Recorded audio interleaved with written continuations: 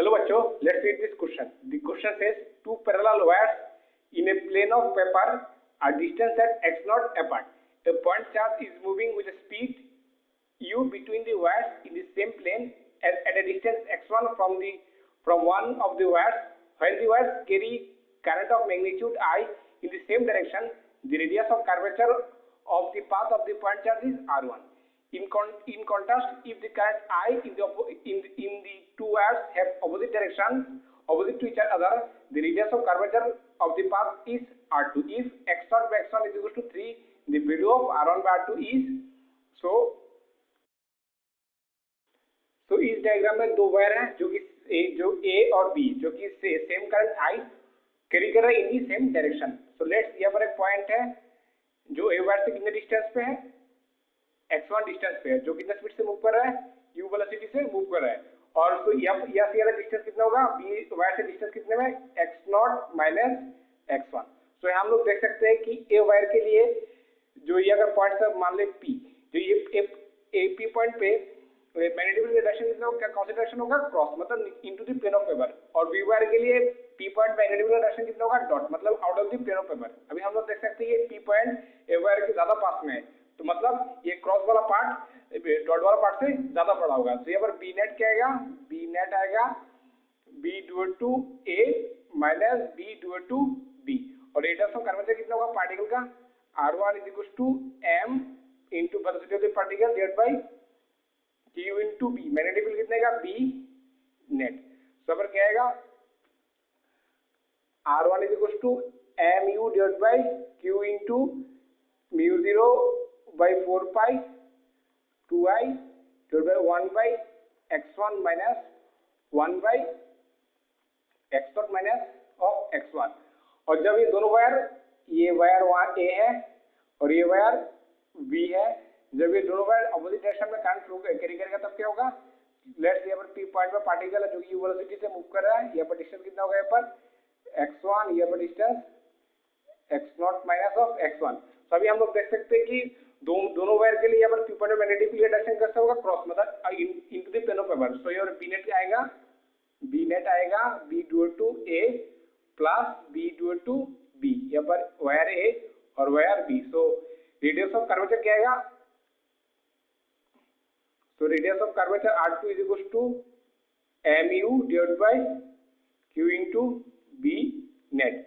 सो फिर क्या आएगा R2 का वैल्यू, सो R2 आएगा mu divided by q into mu naught divided by 4 pi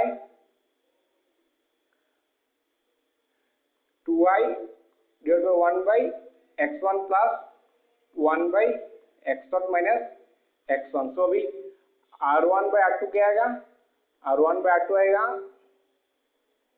ये पर r1 का वैल्यू कितना है, mu divided by q into mu0 divided by 4 pi into 2i. So 1 by x1 minus 1 by x0 minus of x1. R2 वालों कितना आएगा, q into mu naught divided by 4 pi 2i 1 by x1 plus 1 by x0 minus of x1 is divided by m of u.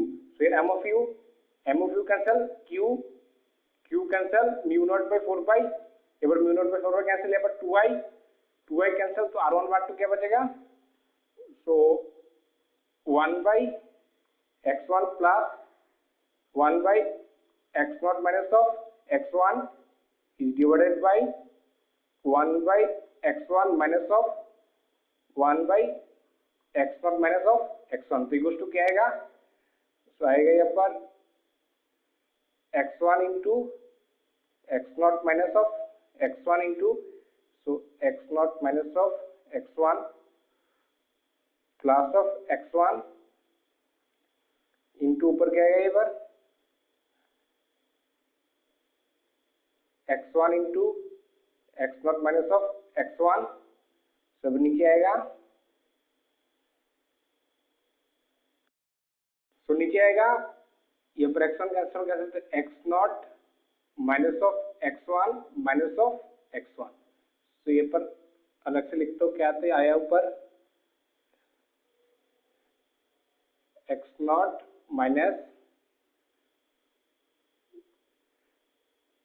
Of x1 plus of x1 into x0 x minus x1 into x0 x minus x1 divide by x0 minus of x1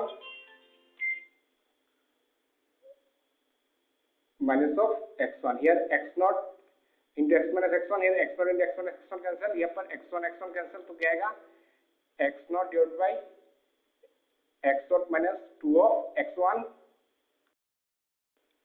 so here x0 और x1 के अंदर relation क्या है so यहाँ पर x0 by x1 is equals to 3 so x0 by x1 is equals to 3 so यहाँ पर x0 क्या आएगा 3 of x1 so 3 of x1 divided by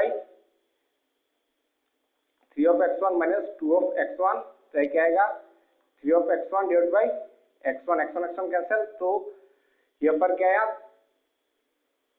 so r1 by r2 so यहाँ पर r1 by r2 क्या आया is equals to 3 so I hope you understood it well best of luck।